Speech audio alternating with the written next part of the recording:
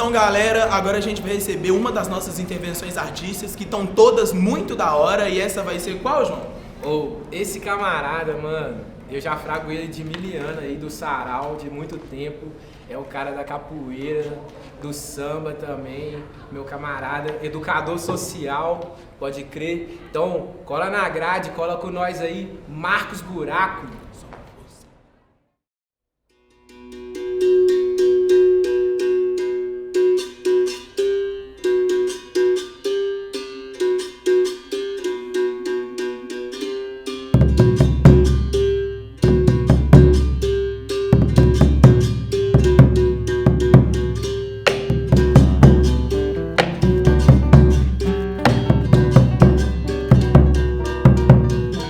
Mesmo dando meu trampo, eu não garanto o meu direito. Com dinheiro, com diploma, eu ainda pareço suspeito. Sou visto no jornal do canal Entediante. A carne barateada serve um modus operandi. Vai menor, vai sem dó, depois cê conta a cor do corpo. Ouço você dizer bandido bom é pobre morto. Não vi nem assistir, entende suas jogadas. Parte desses seus planos é que os pretos não herdem nada. Só jornada de trabalho, capa dos seus jornais, histórias policiais, piadas nos seus canais. Só que não, sei que não, hoje não vai ter choro. Mesmo depois de morto o besouro, cordão de ouro, malembias, guerreira, navalha na gira. Respira e transpira, as rainha Nizinho. Eu vou bater pra doer, até o império sucumbir. Cês vão chorar, vão tremer quando trombar com zumbi. Cês vão chorar, vão tremer quando trombar com Teresa. Vão chorar, vão tremer quando trombar Benedito. Vão chorar, vão tremer quando trombar com Maria. Cês vão chorar, vão tremer quando trombar com Matias.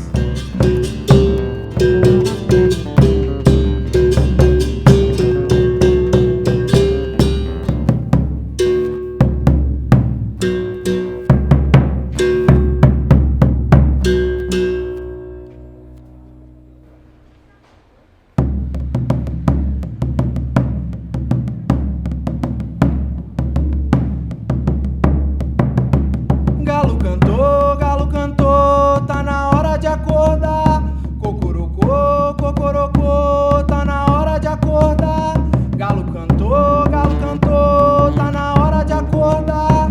Cocorocô, cocorocô, tá na hora de acordar. Olha pra trás, cavuca mais, desenterra sua história sozinho. Chagas e espinhos, segue muriquim.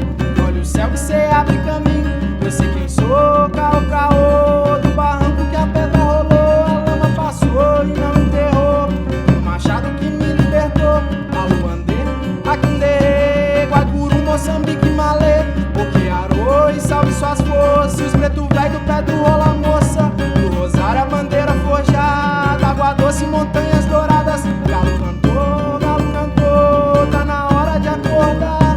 Cocorocô, cocorocô, tá na hora de acordar. O galo cantou, tá na hora de acordar. Cocorocô, cocorocô, tá na hora de acordar.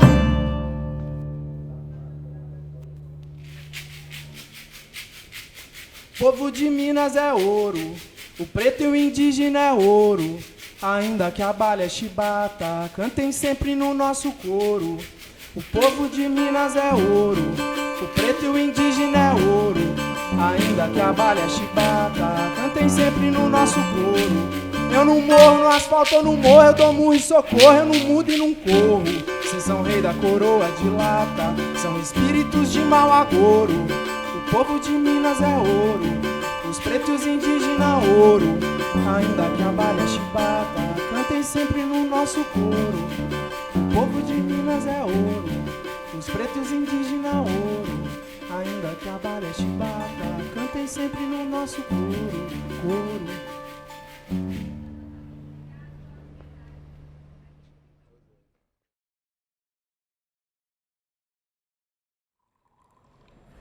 Trocar uma ideia com Karine Bassi, que responsa, suave? Tô tranquilo. Então, Karine, a primeira pergunta que eu tenho que te fazer é aquela que tá rolando para todo mundo, copiei do João. como que você começou a escrever? Como foi esse processo pra você? E se teve algum motivo que te fez começar a escrever? Se teve esse start, assim, tipo, uma coisa que te motivou e você falou, não, agora eu preciso passar pro papel, e foi. Ah, velho, então, eu comecei a escrever, eu era menininha ainda, eu tava na escola, e aí rolou um concurso de contos, e foi quando eu escrevi pela primeira vez, assim, uma história completa, fraga. E aí quando eu escrevi ali, né, pra esse concurso, eu fui vendo que eu tinha capacidade de escrever mesmo uma parada diferente, velho, porque eu vinha de um processo, né, como eu acredito que a maioria das pessoas, de colocar no papel um pouco do que estava sentindo, um pouco dessa tristeza, um pouco dessa ansiedade ou da felicidade, fraga, que a gente sentia, assim. E aí, nesse concurso, eu escrevi um conto. Foi uma parada muito doida, porque eu ganhei o concurso, eu ganhei uma caixa de bombom, cara. Eu fiquei feliz pra caralho, porque, tipo assim, pra gente ali, uma caixa de bombom era caro pra caramba você comprar. E pra mim era o troféu, fraga, era o prêmio Jabuti, assim. E aí eu ganhei essa caixa de bombom e a professora sumiu com o meu conto, assim, nunca mais eu vi. Eu fiquei um tempasso sem escrever, de tristeza, mano. Eu fiquei triste pra caramba, fraga. E aí, nesse processo todo, por não gostar muito do ambiente escolar, da forma como se dava as coisas dentro da escola, eu comecei a escrever dentro de uns bilhetinhos, assim. Uma vez a professora pegou, me levou pra diretoria, porque eu falava mal dela, né? Eu já desde pequena falando mal do sistema ali, né? Tentando falar um pouco mal do sistema. E aí, ficou nesse processo, fraga, João, eu sei escrever. E aí eu comecei a escrever e fui escrevendo, até que eu conheci o Saraus, e o Saraus potencializou não só a minha escrita, mas também um pouco esse processo, assim, da palavra falada, sabe? De entender e enxergar a poesia ou a literatura a partir também da fala, da performance, do corpo e tudo mais. Acho doido demais saber que você começou na escrita, assim, com o rolê de escrever uma história, saca? E de que a gente consegue perceber isso nas poesias, você recitando. Você tem essa coisa de trazer a gente pra dentro do poema, tá ligado? E a gente ficar ali na história, preso também, acho muito doido. E a outra pergunta que eu queria te fazer também, que não podia deixar passar batida, é de que pra você, assim, como que funcionou essa coisa da criação da editora, né? Da Venas Abertas, como, tipo assim, se teve um sentimento que motivou essa criação, como que foi esse processo de estar pensando nessa questão desse projeto que tá ficando muito grande, muito cabuloso, sabe? Cara, a Venas Abertas surgiu na força do ódio mesmo. Eu fui enganada por uma editora de São Paulo, que falou que ia fazer os meus livros, que eu tinha que pagar tal valor, e aí, tipo assim, eu fiz uma campanha no Catarse, juntei uma grana na vaquinha, assim, nem atingi a meta toda, e passei a grana pra editora lá. E aí, quando era pra eu ter recebido esses livros, eu recebi 50 exemplares do livro, o livro veio todo falso, assim, sabe? Tipo assim, ficha catalográfica com um número de ISBN que não existia, enfim. E aí isso me deixou muito bolada, velho. Eu lembro que quando isso aconteceu, assim, eu já tinha em mente de entender um pouco dos processos de edição dos livros para eu poder fazer as minhas próprias edições. Eu já fragava de construir os zines. E aí, a partir daí, desse start, assim, eu falei, não, velho, é agora. E aí fui pesquisando lá na internet como produzir livro, craqueei um CorelDRAW, peguei ali na internet, fiquei uma noite assistindo vídeo e eu mesma diagramei os outros livros. Então eu vi que tinha condição e vi que existem algumas nuances dentro do mercado editorial que dá para quebrar a fraga, como essa ideia que a gente tem feito hoje em dia, que é de pegar um profissional independente. Então, se a gente tem ali um diagramador, se a gente tem um revisor, se a gente tem um ilustrador, são essa galera que também é independente, que também está à margem, não tem oportunidade. Essa galera falou assim, tô junto com você. Doido. E a gente une e faz as publicações dos livros, assim. É muito legal ver como que a editora cresceu e hoje em dia não é mais Venas Abertas, Karine e Fraga, é Barreirão, assim. Que é a galera que tá lá, que cola, que fortalece e tudo mais.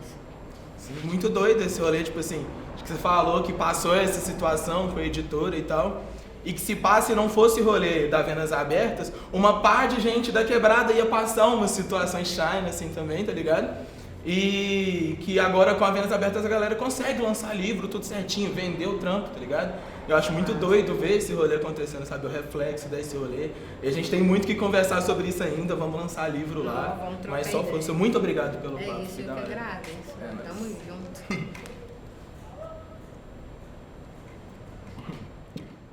Fechou?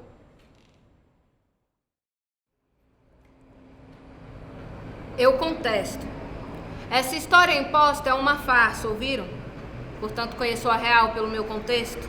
Pois trago algumas verdades enroladas nos meus versos. Desde o princípio fez-se o verbo resistir.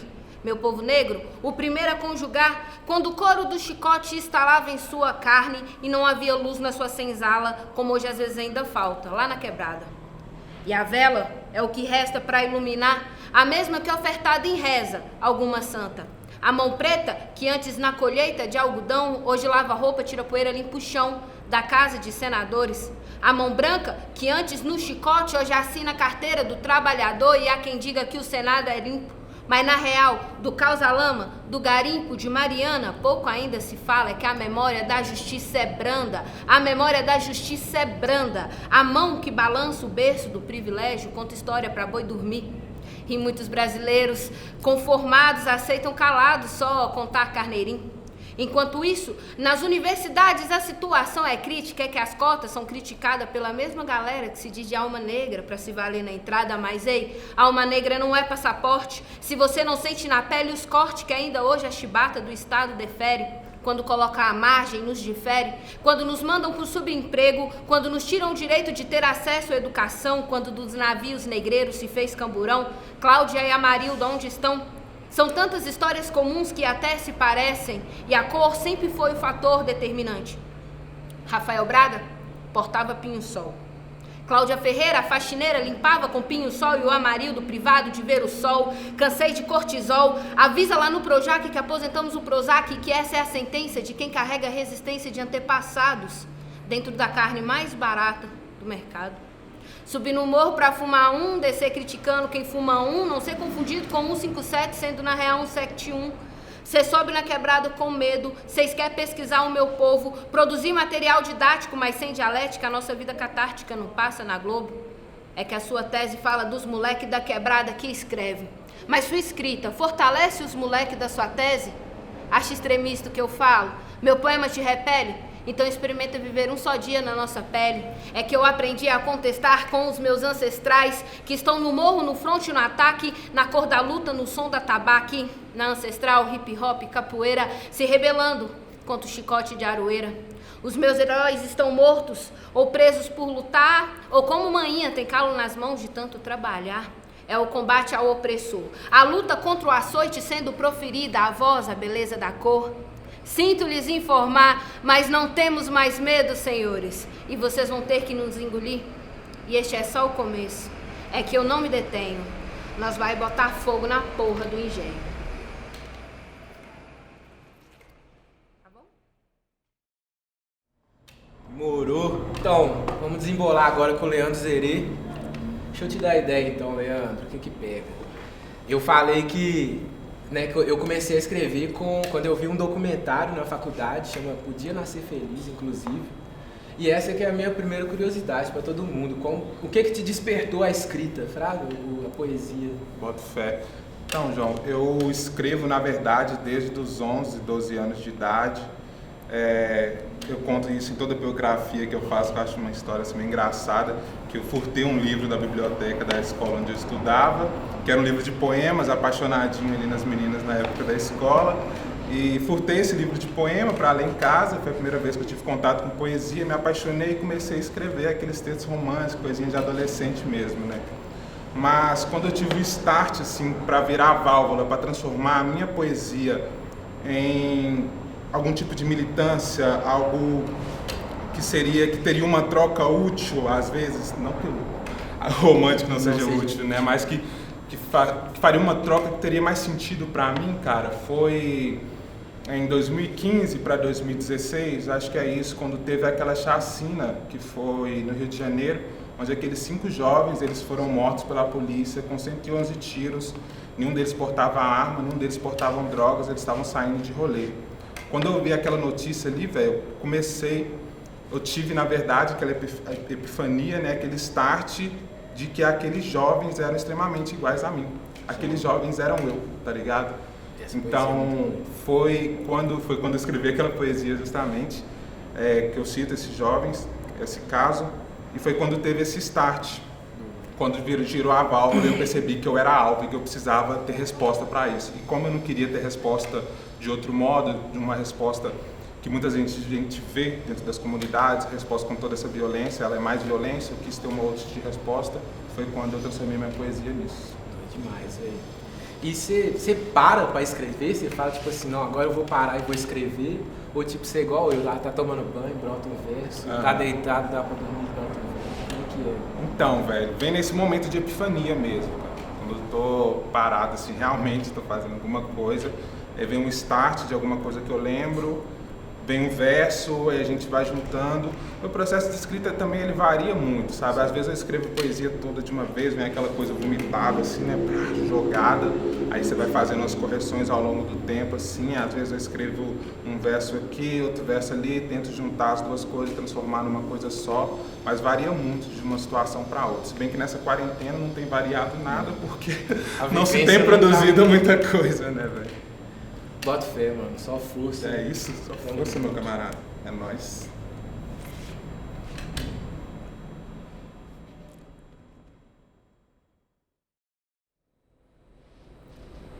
O que convém? Convém lembrar que não somos feitos de pano, que não há nó ou ponto que possa costurar este furos de bala para além da carne. Convém lembrar que não somos feitos de pano, que estas artérias entupidas com o vácuo dos dias não coagulam espumas macias, mas sim vivo vermelho das camisetas de uma revolução. 2 por 30 na última liquidação. Convém lembrar do medo de altura, do medo da solidão e que o salto de paraquedas nunca realizado surtirá um efeito triste nas lembranças que nunca terei. E por falar destas, convém agora falarmos dela? Convém lembrar que não somos feitos de pano, sabugo ou parte do imaginário comum. Convém lembrar também que, mesmo não feitos de pano, os riscos de combustão são altos e que, por isso, é preciso ficar frio. Convém lembrar que não somos feitos de pano. Emílias, Viscondes. Convém lembrar da trama, da cama. Convém lembrar da carne, do cheiro, do céu azul de domingo. Convém lembrar do riso dela, da aquarela e das coisas de verão. Convém lembrar dos festivais, dos feitiços. Convém lembrar que sinto, mas mesmo sentindo tanto, convém lembrar também que não somos feitos de pano.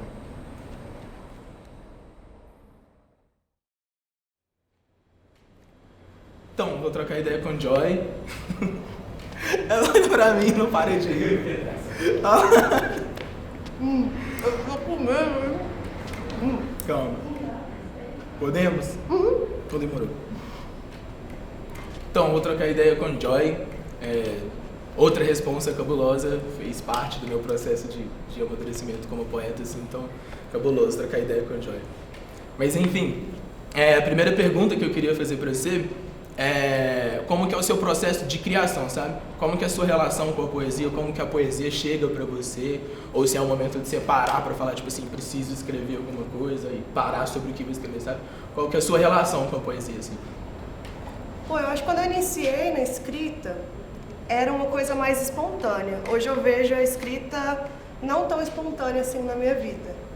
E eu questiono muito, né, se é um amadurecimento ou se é uma forçação que às vezes a arte cai, né, que é essa de produzir. Então hoje em dia eu consigo sentar e falar, eu vou escrever sobre tal tema, assim.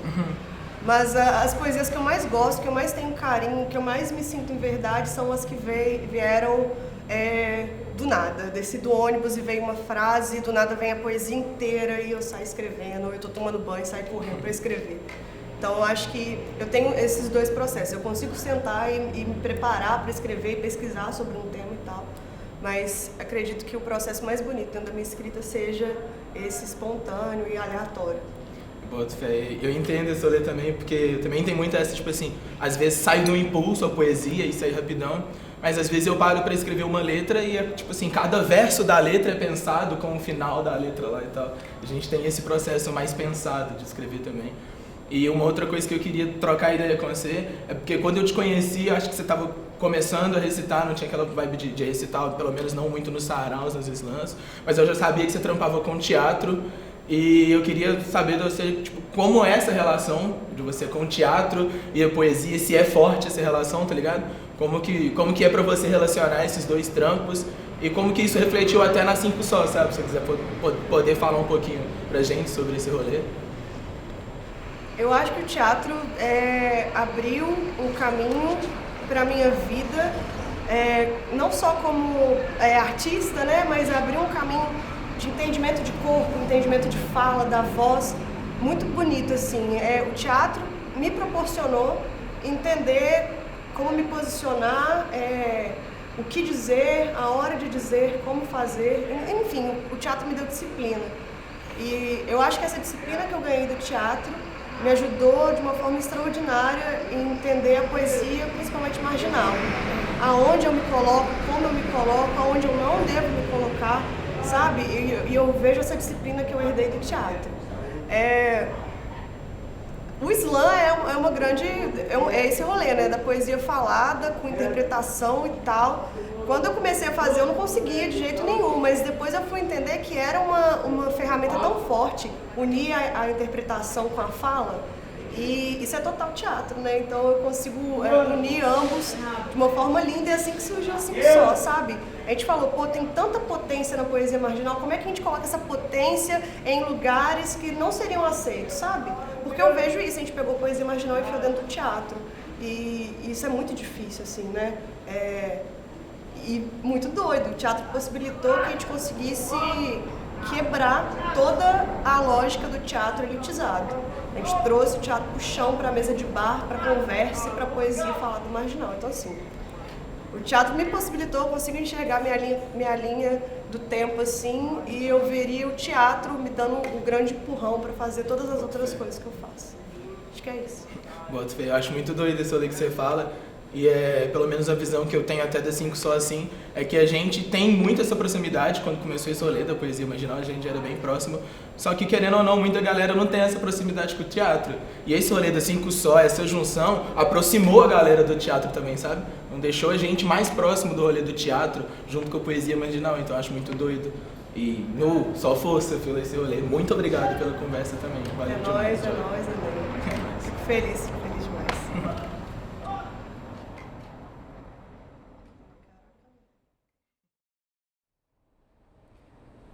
Aos 18 anos eu já não estava mais em casa e talvez a minha mãe nunca entenda porque eu fui embora tão cedo.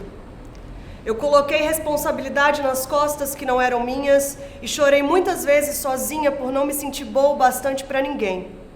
Morando sozinha, você descobre que há coisas que não se acumulam, como pratos na pia, roupa suja e rancor. Eu errei demais o meu café até descobrir qual a quantidade de água ou qual a quantidade de pó que agradaria o meu paladar, e quer saber? A vida é um pouco assim também. É só no erro que a gente descobre a intensidade das coisas. Eu fui intensa demais e perdi pessoas, eu fui intensa de menos e perdi pessoas, eu fui intensa na medida e as pessoas me perderam. Mas pela quantidade de meias que perdi por gracinha dos duendes ou por causa da minha máquina de lavar roupas, eu aprendi também como dar tchau.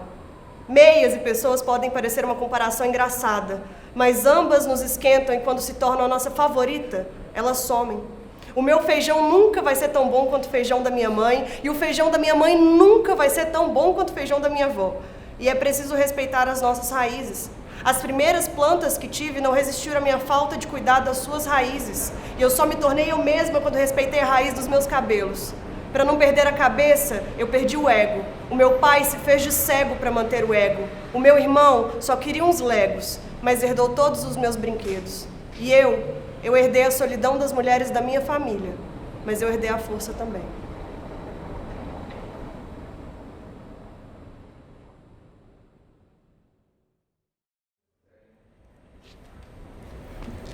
Então agora conversar um pouquinho com Clara Vaz. Como é que você tá, Clara? Suave? Tranquilo, tudo bem. Então é isso. Eu queria saber de você como que funciona o seu processo de criação, sabe? Como que é a sua relação com a poesia, como que funciona esse processo de criação para você? É isso, como que é o seu processo de produção da poesia, de poema? Eu tenho um processo que é muito instantâneo, eu não tenho essa coisa de produzir diariamente ou de ter muita prática para sair um resultado que me agrade. Eu tenho muito o feeling, assim, na hora me bate uma inspiração e a poesia ela sai praticamente completa. Eu sou muito de escrever de uma leva só e de não ficar mexendo depois. Eu sinto que sempre que eu altero eu me arrependo. Mas é muito pelas inspirações cotidianas mesmo, sabe? De estar no boteco rindo com os amigos e isso te inspirar, ou então de ver uma cena pequena, sei lá, os meus gatos brincando, de inspirar. E isso leva para vários pontos, assim. Eu pego uma deixa cotidiana e eu costumo fazer com que isso flua e que me leve para pensar e admirar outros pontos, assim, né? Boto aquela questão, tipo assim, de a poesia chegou e a gente passa pro papel e tal. É isso. Às vezes nem passa pro papel, a poesia fica na cabeça, a gente só quer sair recitando, né? É isso. Eu boto fé. Eu queria saber, tipo assim, não só na oficina, né? Se rolou algum momento, assim, que seu processo de criação mudou um pouquinho, ou você chegou a repensar esse processo de criação. Se a oficina teve parte disso, ou se não foi outra questão da sua vida e tal, que rolou, você passou a repensar esse processo de criação e se rolou isso, como que foi, tá ligado? Então, eu acho que a oficina foi um momento grandioso pra mim, porque eu não costumo recitar tanto e eu não costumo mostrar tanto as poesias, e eu tava do lado de pessoas que eu admiro muito, então eu acho que isso foi grandioso pra mim. E a partir da oficina logo veio a pandemia e isso eu acho que mudou o processo de todos nós, o processo de gerir o mundo e o processo de lidar, o cotidiano de todo mundo foi alterado. Então eu acho que durante a pandemia as coisas, por serem mais monótonas ali dentro de casa, eu acho que isso influencia na arte de todo mundo, assim, influenciou bastante na minha. Boto fé, eu tenho aquela coisa de, como eu digo também, de escrevivência, né? Se a vivência muda, a escrita muda também, né? Exatamente. Boto fé. Muito obrigado, Clara. Por Valeu. nada, a gente...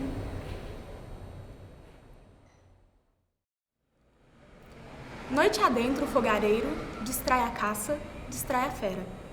As labaredas dançam firmes, a luz ferve e amarela. Ferve as copas dos carvalhos, ferve ninho, ferve galho, e no mato seco de início de julho se rende e incinera. Se você arqueia o tronco, se você me morde a pele, eu sucumbo como cervo ferido, você triunfa como a leoa que fere. Se você afia as garras, se você aguça a vista, eu me encolho feito presa acuada, você me rasga feito besta faminta. Corre do predador tão rápido quanto aguentar, tão rápido quanto aguentar, tão rápido quanto aguentar. Que seu fôlego não te falte, que suas pernas não vacilem, que seus pés não te falhem, tão rápido quanto aguentar. O fogo agora é o topo da cadeia alimentar. E no inalar da fumaça, a pata pisa a grama chamuscada. Queima a presa, queima a fera, queima toda a caçada.